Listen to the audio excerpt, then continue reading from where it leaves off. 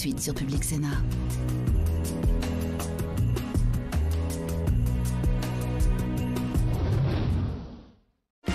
Dans un espace optimisé, conçu au millimètre près et sur mesure, on se sent démesurément bien. Regardez votre programme avec Schmitt, premier fabricant français.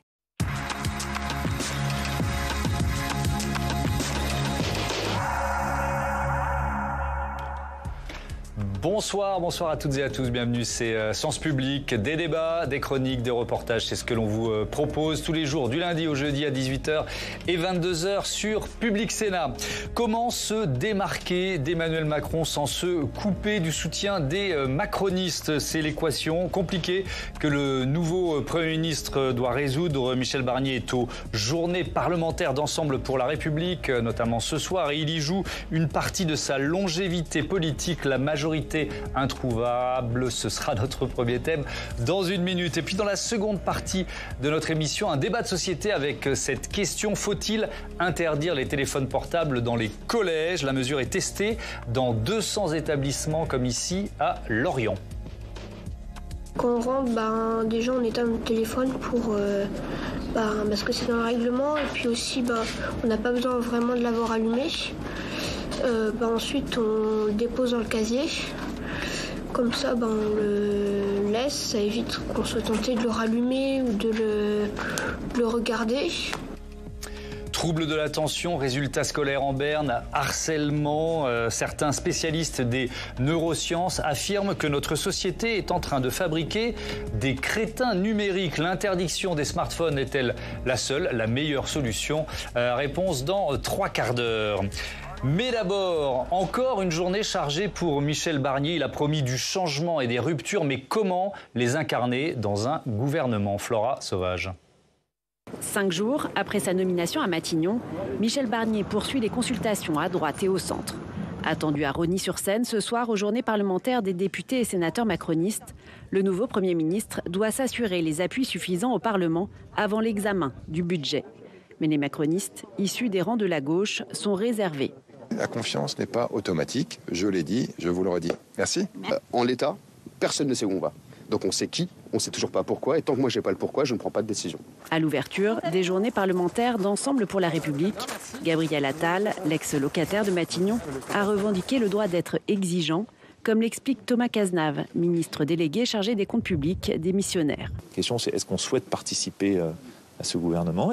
Nous on veut faire réussir le gouvernement Barnier, à quelles conditions, sur quelle feuille de route? Quelle sera sa déclaration de politique générale? Je crois que Michel Barnier est tout à fait lucide sur ce sujet.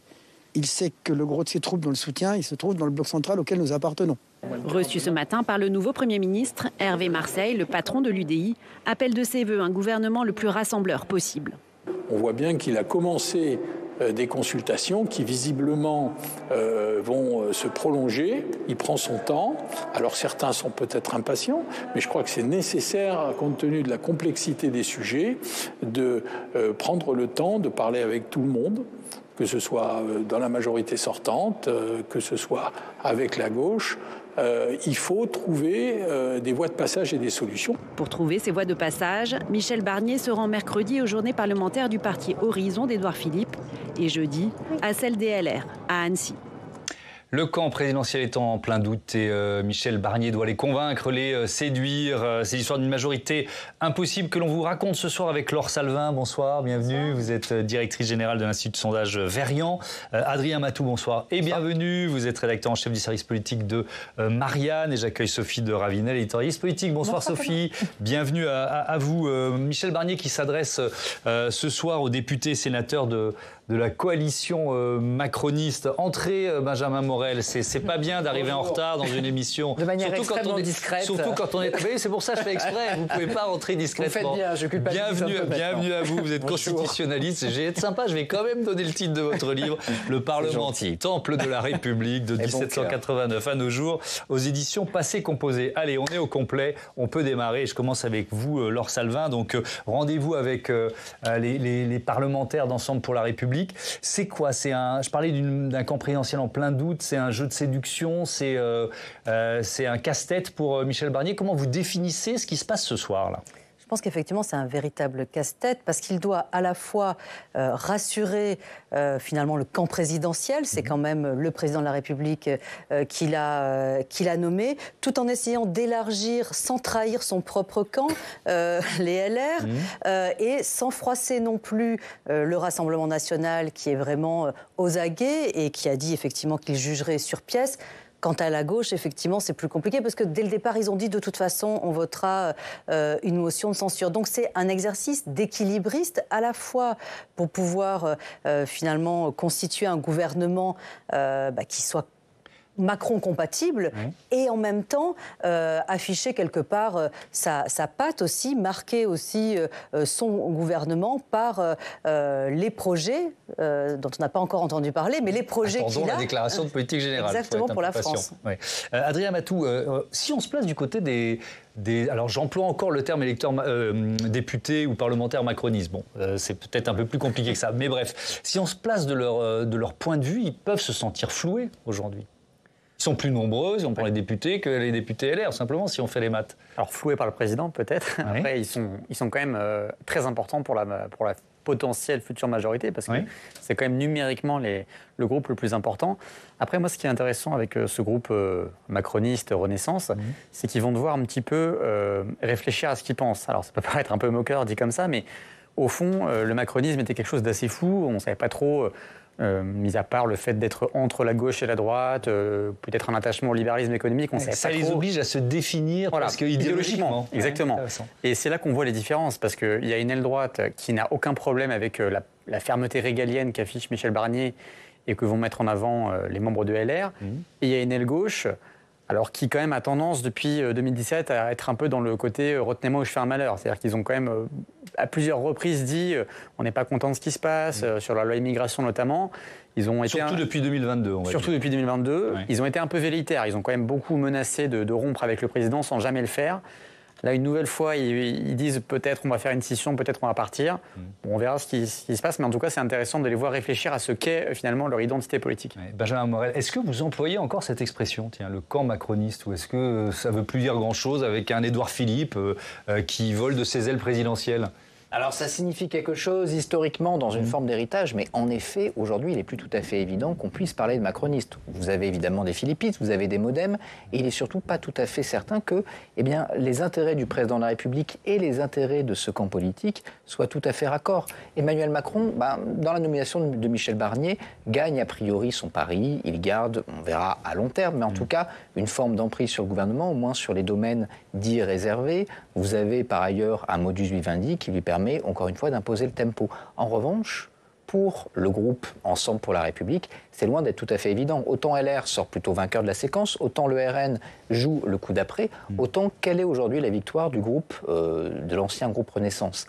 C'est pas tout à fait évident. C'est-à-dire que la gauche va reprocher, et en effet notamment aux députés de la gauche macroniste, d'avoir pactisé implicitement avec le Rassemblement national. C'est lourd à porter du point de vue de son électorat. On a vu lors des dernières européennes une porosité électorale entre la vieille droite classique, avec retraités, CSP+, et le vote Rassemblement national. Jusqu'à présent, vous aviez 2 votes qui étaient étanches. Là, cet électorat-là, le signal envoyé, c'est qu'au final, avec le RN, etc., on peut parler, on peut pactiser, ou en tout cas, c'est pas si imperméable. Donc évidemment, quand vous voulez tenir et garder cet électorat, le signal ne peut pas être plus mauvais. Donc en fait, ce groupe macroniste est probablement le grand perdant de la séquence, là où le chef de l'État, lui, gagne, ce qui montre qu'aujourd'hui, la convergence des intérêts n'est plus le même.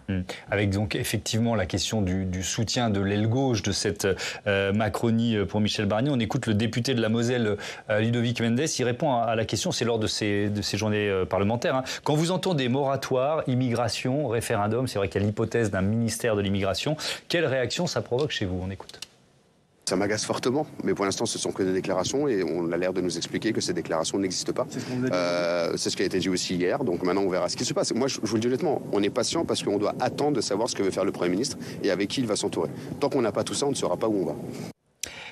Comment les Français jugent cette séquence, Laure Salvin, et notamment ceux qui soutiennent, parce qu'on a souvent dit, et notamment juste avant la coupure des vacances, au moment de la dissolution des législatives, qu'il y avait quand même un socle présidentiel qui restait relativement solide. Comment ils réagissent là en ce moment ?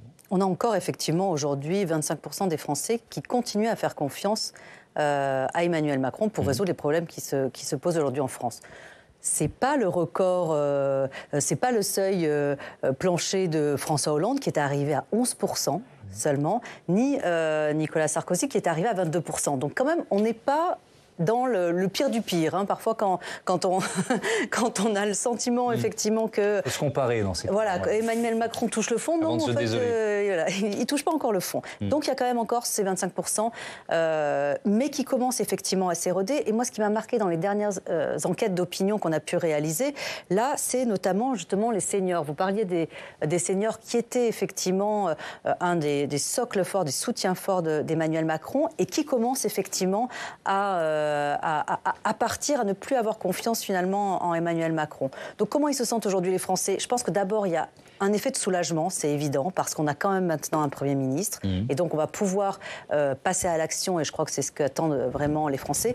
Mais ils sont aussi 3/4 à nous dire, en fait, Emmanuel Macron n'a pas tenu compte des résultats des élections législatives, et donc se repose la question du sens de ces élections législatives. Pourquoi ont-elles eu lieu? Pourquoi on nous a mobilisés, et on s'est mobilisés d'ailleurs en masse à ces élections, pour finalement avoir un Premier ministre LR qui n'a rien du renouveau du personnel politique tel qu'on l'attendait, qui n'incarne pas à l'heure actuelle un projet particulier puisque en fait, il est assez finalement récent dans la vie politique aujourd'hui. La dernière fois où on l'avait entendu plutôt s'exprimer, c'était en 2021, lors de la primaire de la droite. Donc voilà, il y a cette question quand même du sens à nouveau de cette nomination, à la fois la dissolution, soit, mais après cette nomination, effectivement, pourquoi Michel Barnier? Et on n'a pas encore la réponse. Avec évidemment la stratégie du Rassemblement national, je veux bien vous entendre les uns les autres là-dessus. Pourquoi, pour l'instant, ils sont dans cette espèce de pacte de non-agression, votre avis? Alors d'abord parce que le RN ne voulait pas, toujours dans sa stratégie en fait, de se respectabiliser, de se notabiliser, ne voulait pas apparaître comme le parti qui bloque les choses. Et à partir du moment où le NFP avait dit on votera la censure quoi qu'il arrive si le Premier ministre n'est pas de gauche, la balle était un petit peu dans le camp du RN, qui a quand même refusé beaucoup de candidats à Matignon avant d'accepter celui de Barnier. Par volonté. Cette phrase est dingue entre nous. Ouais. Quand on y réfléchit, elle nous semble normale, mais vu le résultat des législatives, cette phrase est quand même assez ubuesque. Il y a une contradiction effectivement entre les consignes de vote qu'on a données aux électeurs via le Front républicain et le jeu politique qui s'est joué après. Ensuite, le RN, déjà, il y a quand même quelques membres au placé du RN qui se sont dit, alors certes, on est très déçus de ne pas avoir gagné les législatives, mais c'est peut-être pas plus mal de ne pas arriver aux manettes, sachant qu'on a vu qu'ils n'étaient pas prêts et que la situation est très difficile, notamment sur le plan économique. Et maintenant, il y a ce côté, on va donner des conditions à Barnier tout le temps, on va toujours mettre la pression sur le gouvernement et du coup, on a la main, quoi. Le RN a la main, en fait. Sophie et ensuite Benjamin. Oui, alors ils ont la main, mais ils ont aussi quelques soucis judiciaires. C'est peut-être en partie à la rentrée, ce qui peut expliquer aussi une certaine forme de discrétion et l'idée de ne pas trop la ramener. Parce qu'effectivement, très justement, ils ne sont pas forcément prêts, ils n'ont pas forcément les moyens de leurs ambitions, en tout cas pour le moment, même si ils progressent là-dessus. Mais ces procès... Donc c'est quel dossier emploi fictif, c'est voilà, ça? Le calendrier judiciaire est à maturité, quoi. Absolument, et Jordan Bardella est concerné comme d'autres. Et du coup, c'est vrai que là-dessus, ils ont intérêt un peu à la jouer profil bas. Et puis, effectivement, à ne pas jouer non plus ceux qui bloquent les institutions, parce que finalement, on en est là. Et donc, ils vont quand même être ceux qui permettent au moins une forme de stabilité et recevoir ça aux yeux des Français. C'est le bénéfice dont ils espèrent toucher. Ouais. Benjamin Morel, c'est une position assez confortable. C'est une position extrêmement confortable. Qu'est-ce qui bat le RN la dernière fois? C'est le Front républicain qui est quand même passé du béton à la brique crue, quelques années.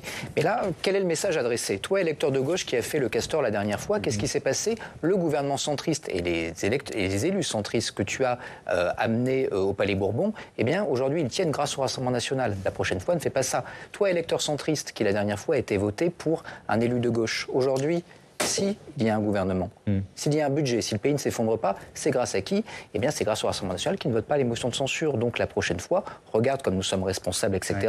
Regarde comme elle est belle la cravate. Et donc, ça fonctionne mal, très bien. Merci. Ouais. De l'autre côté, en effet, il va y avoir un jeu de marchandage. C'est-à-dire que si demain, une réforme qui peut être problématique pour la gauche d'un point de vue social est proposée par le gouvernement Barnier, que va faire le RN? va dire, écoutez, moi, la motion de censure déposée par la gauche, si jamais le gouvernement Barnier fait passer cette réforme, je la vote, la motion de censure. In fine, qu'est-ce que ça signifie du point de vue de l'opinion? Si la réforme ne passe pas, c'est grâce au Rassemblement national. Et là, alors, pardon... Et donc, il y a un jeu de surenchère qui peut être très payant. Au-delà de l'analyse politique, institutionnellement, qu'est-ce qui se passe d'ailleurs?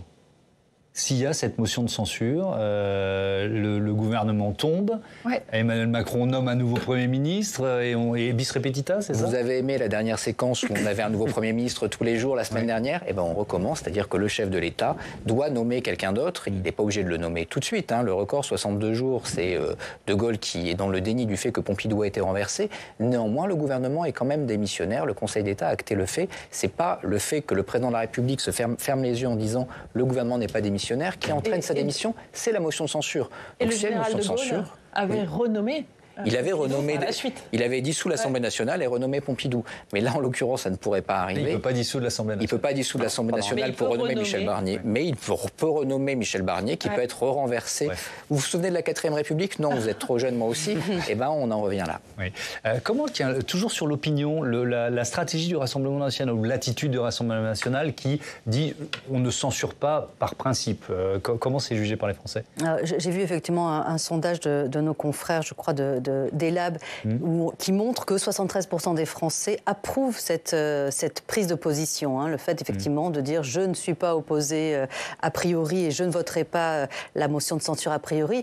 Contrairement d'ailleurs au Parti socialiste qui a pris la position inverse. Et là, vous avez une majorité de Français qui sont plutôt contre, en fait, en disant bah non, il faut effectivement attendre. Moi, je pense que ce qu'attendent vraiment les Français aussi, c'est cette culture du compromis qui a été tant discuté et tant appelé de ses voeux ces dernières semaines, négociations, compromis, trouver finalement des points d'union, des points de rassemblement sur un certain nombre de projets. Et on le voit, si on reste d'un point de vue de l'opinion, le parti qui s'en sort le mieux aujourd'hui aux yeux de l'opinion, c'est effectivement le Rassemblement national.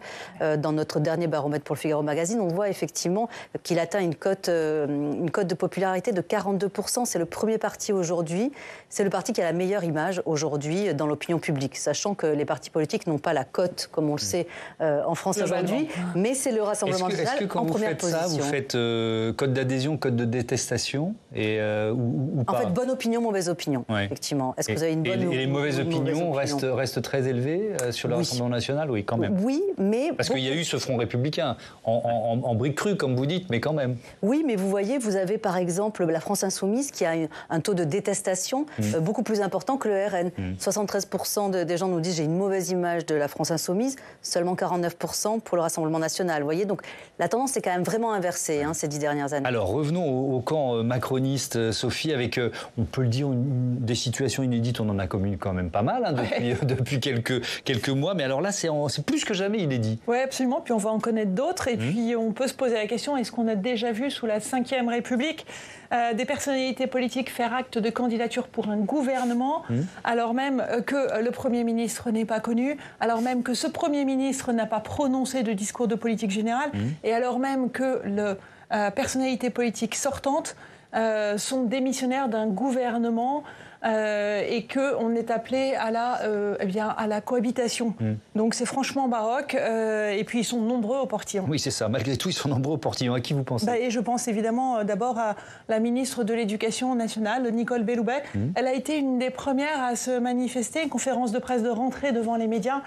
Et en gros, elle avait dit qu'elle était disponible pour repartir avec cet argument de dire, écoutez, chef de gouvernement de droite, de gauche, parce qu'on ne savait pas déjà que Michel Barnier allait être nommé. C'était avant la nomination de Michel Barnier. Voilà, et elle écoutez, un gouvernement de droite, ce sera très bien, parce que moi, je suis une ancienne socialiste, et elle l'a dit pendant cette conférence, j'écoute France Inter tous les matins, et un chef de gouvernement de droite, ce sera très bien aussi, parce que oui, voilà, cohabitation avec la gauche, et un chef de gouvernement de gauche, ce sera très bien parce qu'ils marcheront au même pas, à la même musique politique. Et puis sur le fond, et là, eh bien, elle n'avait pas tort, elle disait qu'il fallait en matière d'éducation nationale, une certaine forme de continuité. Et donc en politique, vous le savez Thomas, on le sait tous, il ne faut pas négliger l'hypothèse d'une part de sincérité. Oui, et c'est vrai qu'il y a eu quand même une valse de ministre de l'Éducation nationale depuis un an. Bon, bref, elle n'est pas la seule à vouloir rester. Non, ils sont nombreux. Et il y a le ministre du Logement démissionnaire, Guillaume Kasbarian, qui a dit « Je note son soutien positif à Michel Barnier, son souhait de participation ». On se souvient aussi d'Aurore Berger, on a tous en tête ces déclarations en disant que chez Michel Barnier, il n'y avait jamais eu la moindre compromission avec l'extrême droite. On sait aussi que Catherine Vautrin, c'est d'un autre registre, elle est très proche de Michel Barnier, ils se connaissent, ils sont du même mouvement, du même engagement. Et puis, il y a le ministre des Armées aussi, Sébastien Lecornu, qui entretient une relation forte avec Emmanuel Macron. Et dans ce cas-là, du fait que c'est quand même le domaine régalien du chef de l'État, l'affaire ici, elle s'entend. Et Gérald Darmanin aussi. Et bien voilà, et lui aussi. Je suis en train de compter. Vous en avez cité 5, donc Gérald Darmanin, c'est le 6e. Il y en a d'autres. Il a suggéré ou fait suggérer qu'il pouvait aussi remplacer Stéphane Séjourné, qui est, je crois, un peu fatigué au ministère des Affaires étrangères. Sauf qu'habituellement, en période de cohabitation, eh bien, celui qui est ministre des Affaires étrangères, il sert plutôt de courroie de transmission, il sert plutôt à arrondir les angles entre l'Élysée et Matignon, parce que les sujets sont souvent partagés et parfois tendus. Et n'oublions pas Rachida Dati. Alors évidemment, Rachida Dati, peut-on l'oublier? C'est autre chose aussi encore.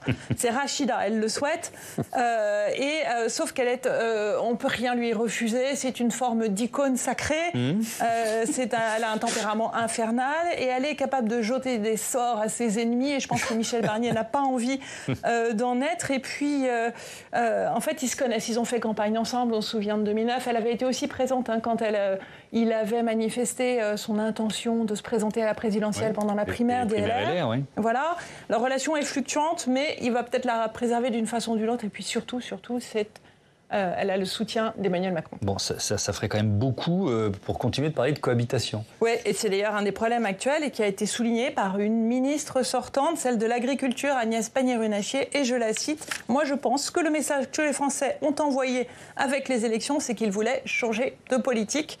Et un changement de politique, c'est un changement de casting. Et donc moi, j'estime qu'on fait ses cartons. » Oui, ce qui peut être aussi du bon sens. Laure Salvin, les Français veulent-ils de nouvelles têtes? Est-ce que vous avez évalué ça, vous ou vos confrères?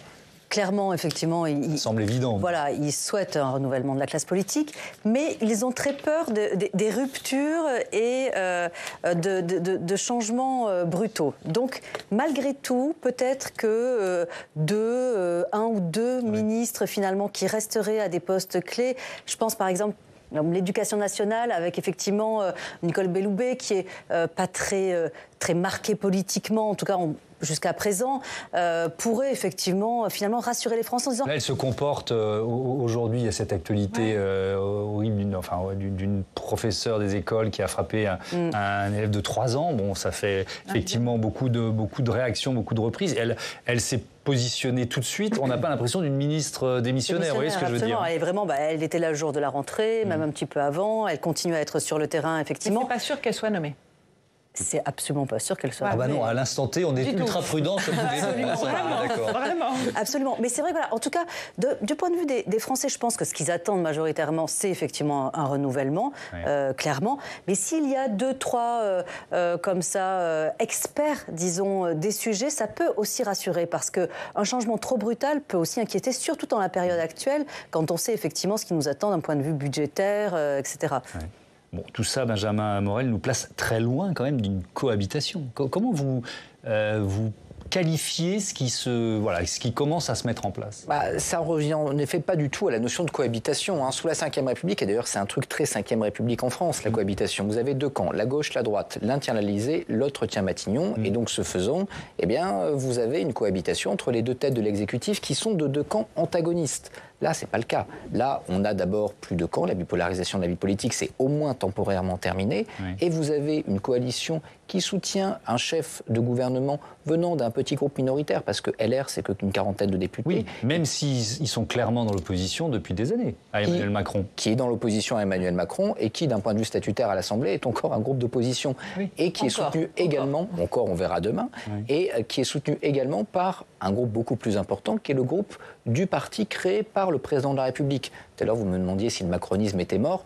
partons du principe tout de même qu'aujourd'hui, entre le groupe Ensemble pour la République et Emmanuel Macron, il y a un lien relativement organique, même s'il y a des fâcheries. Donc on ne peut pas parler de cohabitation en l'espèce. On a affaire à un gouvernement minoritaire dont le parti présidentiel est un soutien, et c'est une situation qui est pas son précédent sous la Ve République. On connaît peut-être ça au tout début, de 58 à 61, avant la chute du premier gouvernement Pompidou, où là, en effet, on a un gouvernement minoritaire soutenu en partie par les gaullistes. Mais depuis, en tout cas 1962, on n'a en effet pas de précédent, et ça ne correspond pas du tout au scénario des cohabitations. Ouais.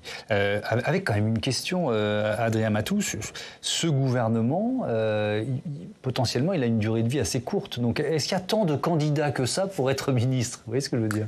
Non, alors j'ai l'impression que la droite, quand même, ils veulent absolument tous y aller. Oui, parce que ça fait longtemps que l'opportunité ne s'est pas présentée. On va dire ça comme ça. Le problème de LR, c'est que c'est un parti de gouvernement qui ne gouverne plus depuis 2012. Donc, au bout d'un moment, on ne peut plus répéter qu'on a un parti de gouvernement si on ne gouverne jamais. Donc je pense qu'ils ont conscience quand même que l'opportunité là est énorme, surtout que les résultats aux élections sont en chute libre depuis des années. Donc c'est un petit peu inespéré. Mais ce qui est sûr, c'est que là, en fait, c'est assez amusant parce qu'on va répéter la situation qui a eu cours de 2022 à 2024, c'est-à-dire le centre, grosso modo, et la droite qui gouvernent ensemble, sauf que l'assise sur laquelle ils s'appuient est beaucoup plus étroite et qui sont beaucoup plus vulnérables. Et en fait, c'est un petit peu le risque qui va peser sur Michel Barnier. C'est-à-dire que tout le monde attendait un changement après les législatives. Il n'y a pas de changement. C'était le centre avec la droite. Visiblement, ce sera la droite avec le centre.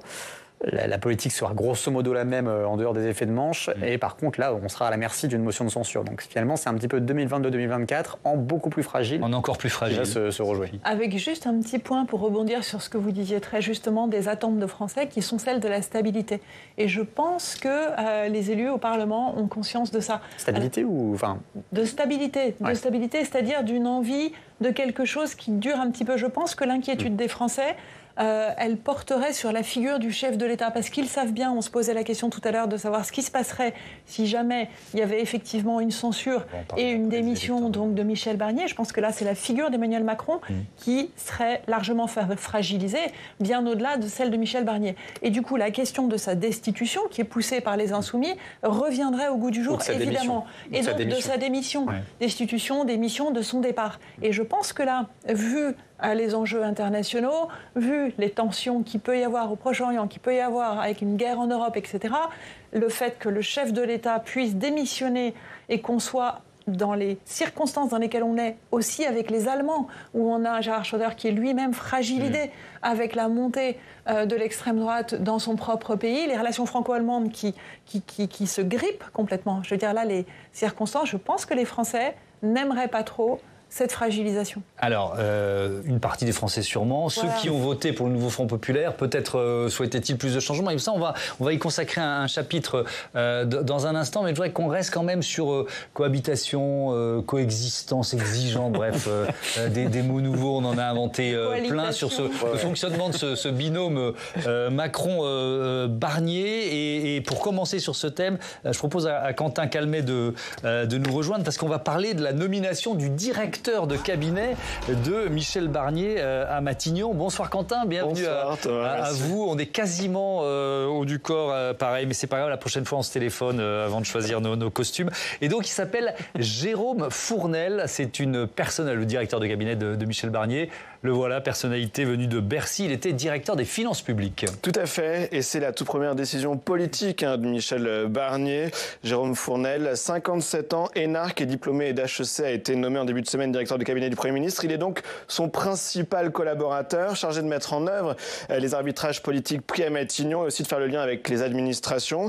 Aucun passage par le privé, Thomas. Il a déjà été plusieurs fois conseiller budgétaire dans des ministères dans les années 2000. Il a ensuite géré 2 grosses administrations à Bercy, les douanes ainsi que l'administration fiscale. Et parmi ces faits d'armes, il y a l'instauration du prélèvement d'impôts à la source. Oui, exactement. Il est libéral économique. Il croit profondément dans l'économie de marché et dans la politique politique de l'offre. C'est ce qu'on lit dans Les Échos, c'est ce qu'explique un de ses anciens collègues à Bercy. Et effectivement, après avoir côtoyé plusieurs gouvernements de droite, il trouve facilement ses repères en Macronie, devient directeur de cabinet de Gérald Darmanin entre 2017 et 2019, lorsque celui-ci était ministre du Budget. Et donc, il mène effectivement avec succès la réforme du prélèvement à la source, alors que beaucoup d'observateurs prévoyaient un fiasco à l'époque. Pourquoi parle-t-on d'une continuité à Matignon, à ce poste stratégique de directeur de cabinet? Eh bien, parce que le directeur de cabinet de Gabriel Attal, donc juste avant, Emmanuel Moulin, il venait également du ministère de l'Économie et des Finances et de la Direction générale du Trésor. C'est donc le même profil de techno, fin connaisseur des sujets budgétaires qui lui succède. De plus, avant d'être nommé à Matignon, Jérôme Fournel était directeur de cabinet de Bruno Le Maire, un poste qu'il occupait depuis janvier 2024. Thomas. Donc il connaît bien l'état de nos finances publiques. Exactement, que ce soit dans l'administration, à Bercy ou à son poste au cabinet de Bruno Le Maire, il est évident que Jérôme Fournel a suivi les alertes concernant le déficit. Il a également pu voir de l'intérieur la construction du budget par le gouvernement démissionnaire. Un avantage pour résoudre ce casse-tête budgétaire dans les prochaines semaines au Parlement. Merci beaucoup, Quentin. Adrien Matou, est-ce toujours la question rituelle quand il y a un nouveau directeur de cabinet à Matignon? Qui l'a choisi? Est-ce le choix d'Emmanuel Macron ou celui de Michel Barnier? Un peu des deux, peut-être. Un peu des deux, surtout que c'est un enjeu avec Emmanuel Macron qui avait tenté d'imposer un directeur de cabinet à Édouard Philippe. Oui. Là, visiblement, quand même, c'est un choix qui n'est pas très éloigné des désirs d'Emmanuel Macron, puisque voilà, son portrait a été dressé. Il vient de Bercy, il connaît bien Alexis Collère, c'est un libéral économique. On sait qu'Emmanuel Macron avait dit ce qui ne doit pas bouger après les législatives avec le nouveau Premier ministre, c'est la politique économique. Donc on est visiblement dans quelqu'un qui n'est pas, voilà, ce ne sera pas la guerre ouverte avec l'Élysée. Bon, après, de là à dire que c'est l'œil de Moscou d'Emmanuel Macron, je n'irai pas jusque-là. En tout cas, c'est un profil qui n'est pas de nature à braquer l'Élysée. Sophie? Oui, alors Michel Cadot, moi ce qu'on me dit comme information, c'est qu'il a... qui est ancien préfet, grande figure, effectivement, d'Île-de-France, entre autres. Il aurait décliné pour des questions il est plus tout jeune, il avait envie aussi voilà. Et donc ça pourrait expliquer le fait qu'il y en ait eu un plutôt que l'autre, sachant que Michel Cadot aura sa place à Matignon et il y aura sans doute des missions importantes aussi. Benjamin Morel, je me tourne vers vous parce que vous avez la connaissance historique des binômes présidentiels, président-premier ministre. Le succès, on comprend tous à quel point l'équation est compliquée, pour ne pas dire impossible pour Michel Barnier, mais le succès dépend aussi de la capacité d'Emmanuel Macron à lui laisser de la place, évidemment. Absolument, parce qu'il faut voir que, et au risque de répéter quelque chose qu'on assène depuis 3 mois, la France est un vrai régime parlementaire. Ça veut dire que le vrai patron en droit du Premier ministre, c'est le Parlement, c'est la majorité à l'Assemblée nationale. Alors, le vrai patron de la majorité à l'Assemblée nationale, hors période de cohabitation, c'est qui? C'est l'Élysée. Et donc, le patron de mon patron est mon patron. Et donc, ce faisant, si jamais l'Assemblée nationale me donne un signal qui vient de l'Élysée, eh bien, je le suis. Mais là, entre d'un côté l'Assemblée nationale et l'Élysée, eh ben, il y a une disjonction qui est profonde. Et donc, ce faisant, si vous avez un Premier ministre qui, parce que l'Élysée lui envoie des signaux, décide de suivre l'Élysée plutôt que la majorité parlementaire extrêmement friable, relative, avec Marine Le Pen qui est aux aguets, eh bien, à ce moment-là, il se fragilise fondamentalement. Si jamais... En fait, ce qu'il faut actuellement, c'est un président du Conseil des 4e et 3e Républiques. À l'époque, vous regardez votre majorité, c'est votre majorité d'aujourd'hui, ce ne sera pas celle de demain. Vous êtes en capacité de manœuvrer au sein du Parlement pour, rester en place, 2, faire passer vos textes. Si vous avez quelqu'un qui vous dit « fais comme ci, fais comme ça parce que j'ai un bilan », eh bien forcément, vous partez avec un boulet au pied. Plus Michel Barnier aura de la latitude, plus il est probable que son gouvernement tienne longtemps. Il promet du changement, rupture. Quand on a dit ça, mais là, c'était pas une déclaration de politique générale, c'était la passation de pouvoir. Alors, quand on a dit ça, on n'a rien dit. Oui, c'est comme les Français, ils attendent. Alors, vous disiez stabilité. Il y en a d'autres qui attendent du changement. Oui. Alors, évidemment, ça va être sempiternel. C'est le pouvoir d'achat, évidemment, en premier. Qu'est-ce qu'ils attendent de ce nouveau gouvernement, potentiellement, les Français? Non, je crois qu'en premier, comme vous l'avez dit, ça fait des mois, voire des années maintenant que c'est le sujet prioritaire pour les Français. Ils ont le sentiment, effectivement, qu'aucune politique, pour le moment, n'a réussi à inverser la tendance. C'est le pouvoir d'achat. Oui. Et puis, alors, l'inflation s'est calmée. Le carburant est était à un niveau assez bas si on compare sur les 2-3 dernières années. Donc, bon. Mais les Français continuent à avoir ce sentiment-là et à nous dire effectivement... Et de vraies difficultés, bien sûr. Voilà, qu'à partir du 15 du mois, ça devient compliqué et qu'ils ont énormément de mal à finir la fin du mois. Et puis il y a 2 sujets également qui reviennent, c'est la sécurité et l'immigration. Et ça, c'est vrai que la sécurité, c'est à la fois la sécurité intérieure et la sécurité aussi extérieure.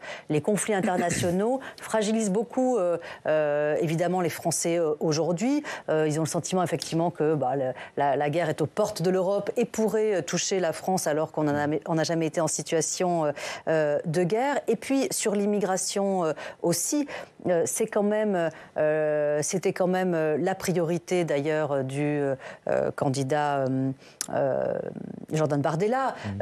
Il est quand même arrivé en premier aux élections législatives. Il y a une vraie attente là-dessus. Et effectivement, sur ces sujets-là, les Français ont le sentiment qu'on n'arrive pas à mettre en place des politiques publiques de façon sereine. Pourquoi ? Parce que c'est un sujet très, très émotionnel. Et dès qu'on parle d'immigration, parce que effectivement, ça fait appel aux droits de l'homme, à notre tradition aussi d'accueil, etc. Et remettre en cause cette tradition paraît très difficile aujourd'hui. Mais voilà, le pouvoir d'achat n'est pas le seul sujet quand même, effectivement. On comprend ça. Un mot rapide, Sophie, ensuite on parle d'éventuels ministres de gauche. Absolument, parce que très rapidement, en matière de stabilité, je pensais à une stabilité institutionnelle, justement pour les raisons évoquées, et pas de stabilité politique, parce que je pense que les Français veulent un changement politique qui soit marqué, même si ce n'est pas un changement forcément révolutionnaire dans le cadre de la France insoumise ou du Rassemblement national, mais en tout cas, ils veulent une stabilité institutionnelle. Alors, Michel Barnier peut-il convaincre des personnalités de gauche d'entrer dans son gouvernement ? La ministre démissionnaire Aurore Bergé l'espère encore.